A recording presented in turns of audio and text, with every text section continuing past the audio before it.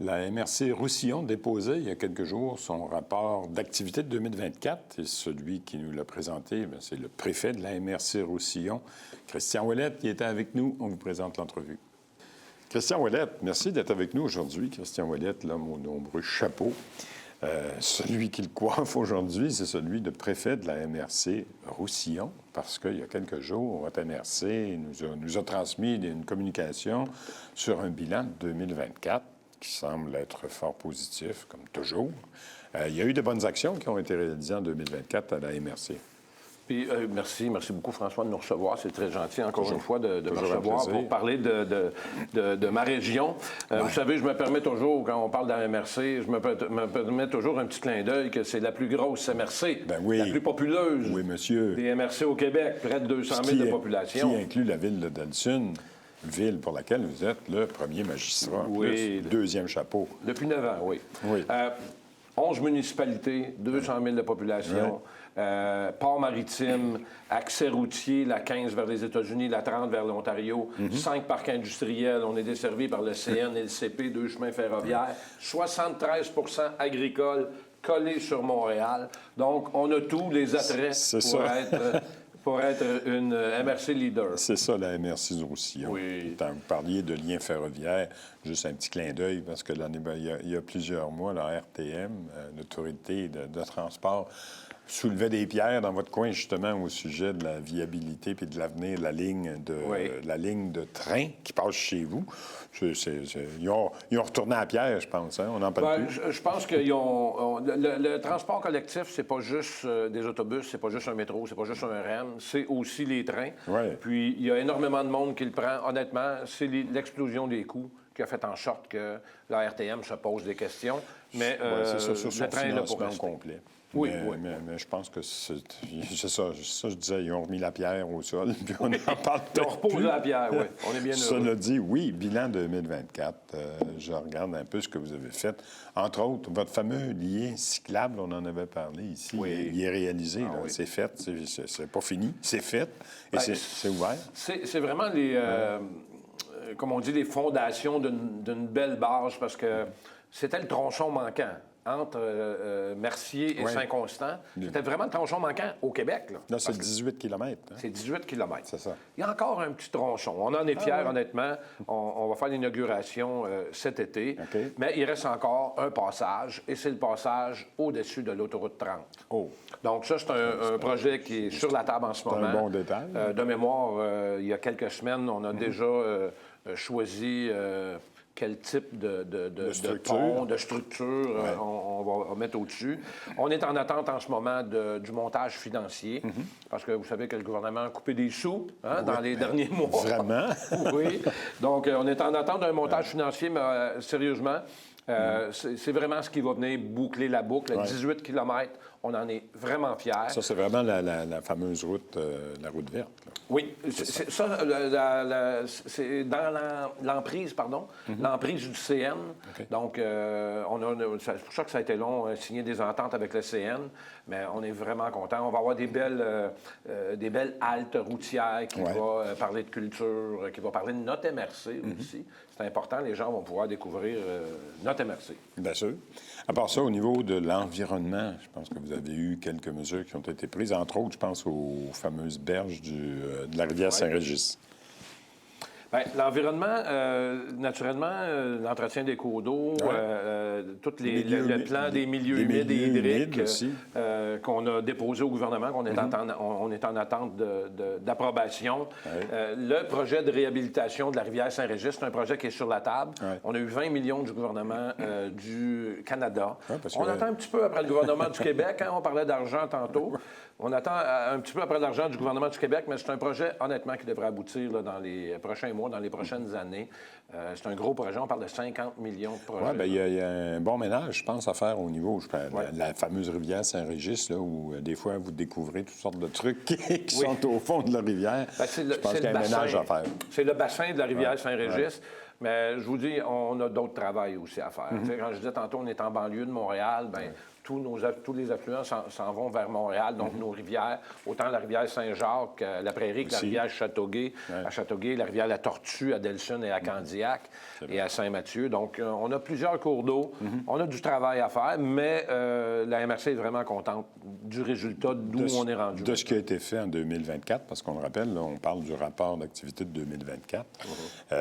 À part ça, au niveau économie également, je pense que vous avez eu plusieurs actions, plusieurs interventions au niveau, par exemple, des entreprises. Vous en avez aidé, si mes chiffres sont bons, 80.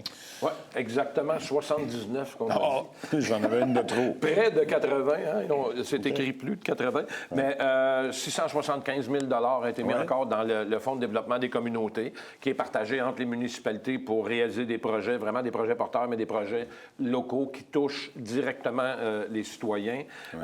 54 projets d'entreprise qui ont été créés. C'est important de mentionner... Des projets d'entreprise comme...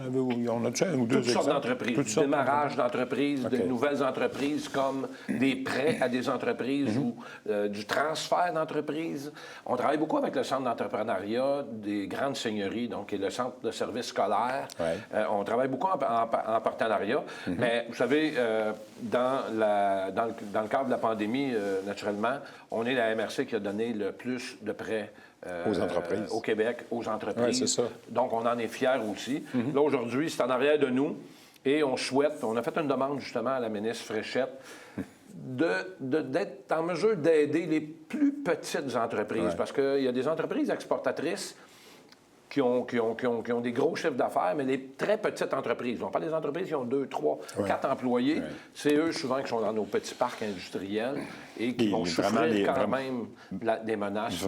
Vraiment les PME.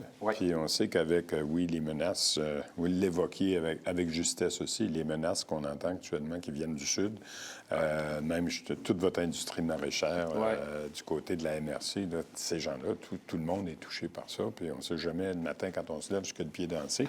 Et eux non plus, bien évidemment. Donc, eux aussi, oui. Eux surtout. Donc la MRC est là pour les supporter quand même, ce qui est une bonne nouvelle dans leur cas. Je sais aussi, un autre volet et mandat de la MRC, c'est de supporter puis d'aider un peu la communauté culturelle. Là aussi, vous êtes intervenu, parce que je pense qu'il y a eu 50 000 $ en bourse qui ont été versés aux artistes et artisans. Oui, aux artistes et aux organismes culturels aussi du territoire. Ça, c'est quelque chose qu'on en est fiers. On a souligné aussi le 10e anniversaire du musée d'archéologie, avec une nouvelle appellation. Une nouvelle exposition, une aventure scientifique. Donc, on en est fiers parce que ce musée-là appartient à la MRC. Hein. C'est des employés de la MRC. Ah oui, c'est des employés de la MRC? C'est des employés de la MRC. Donc, c'est assez rare dans les MRC. C'est vrai. C'est vraiment un beau projet qu'on chérit et qu'on souhaite élargir aussi. L'autre élément qui est hyper important, c'est les matières résiduelles. Vous savez que les matières résiduelles... Je suis passé par-dessus. Oui, c'est le gros budget de la MRC. Ça a diminué chez vous. Ah, mon Dieu, écoutez, 10 de diminution dans les 5 dernières années de tout le résiduel. Et en statistique, 52 maintenant de nos matières résiduelles sont recyclées, donc sont traitées. Quand même. Localement ou ailleurs? Un peu partout. Puis ça m'amène à vous parler de la Rivemont aussi, qui est de la Régie intermunicipale de valorisation des matières organiques, qu'on travaille en ce moment. Oui, hein, c'est un beau petit mot. Un beau petit nom. On travaille en ce moment. Le contrat a été donné. On devrait faire une annonce avec M. le ministre de l'Environnement dans pas long. C'est une plateforme de compostage avec la MRC de Beauharnois à Salaberry. Donc, on est deux MRC. Plateforme de compostage. Donc, nos déchets organiques vont finalement s'en aller plutôt à Valleyfield que partout ailleurs au Québec. Et on en est vraiment fiers. Beau projet qu'on travaille depuis longtemps. Ça aussi. Et vous poursuivez évidemment les démarches en 2025, parce que là, on est déjà rendu au mois de juin 2025. Les choses avancent. Oui. Et ça continue dans la MRC. Mais avant d'aller plus loin, je voulais aussi que Christian Ouellette mette son 3e chapeau, celui de président de la table des élus et des préfets de la Couronne-Sud. On s'était vu là-dessus, d'ailleurs, lors d'une entrevue précédente. Vous aviez fait une guerre un peu, puis des démarches pour essayer de ne pas voir la fameuse taxe sur les immatriculations être imposée par la CMM.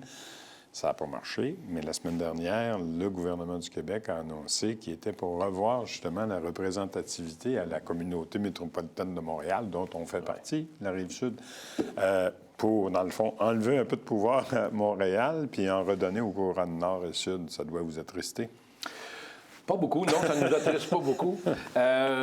Honnêtement, ça va changer quoi? C'est pas d'hier. C'est pas d'hier. Okay. Depuis que la CMM a été mise en place au début des années 2000, les couronnes cherchent un peu plus de représentativité. Vous savez, aujourd'hui, au moment où on se parle, la loi n'est pas changée encore, le projet de loi 104 souhaite modifier et on appuie ce projet de loi-là. Au moment où on se parle, Montréal a la majorité. Donc, au Conseil exécutif de la CMM, il y a 8 personnes qui y siègent et Montréal a un vote prépondérant, 4 sièges et un vote prépondérant. Donc, ça fait en sorte que si Montréal décide que tout le monde, incluant Longueuil et Laval, tourne à droite, bien, on va tourner à droite. Un peu comme c'est arrivé dans le cas de la taxe des immatriculations. Vous étiez contre. Il y avait, les élus de la Rive-Nord étaient contre, les élus de la Rive-Sud étaient contre, ça a passé pareil.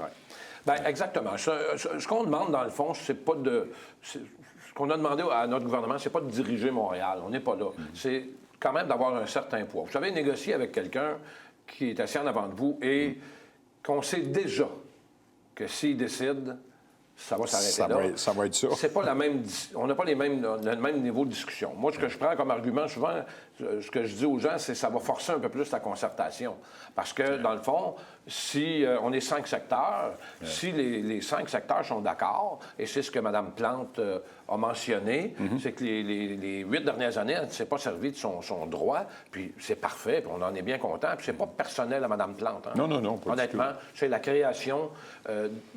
j'appelle ça, moi, la bébite CMM, bien, cet organisme-là, je pense qu'elle a besoin d'être revue aussi, la gouvernance, il y a plein de choses. Surtout avec l'explosion des couronnes, nord et sud, au niveau de la population, il y a une certaine justice, en quelque part, qui fait foi de la réalité aussi.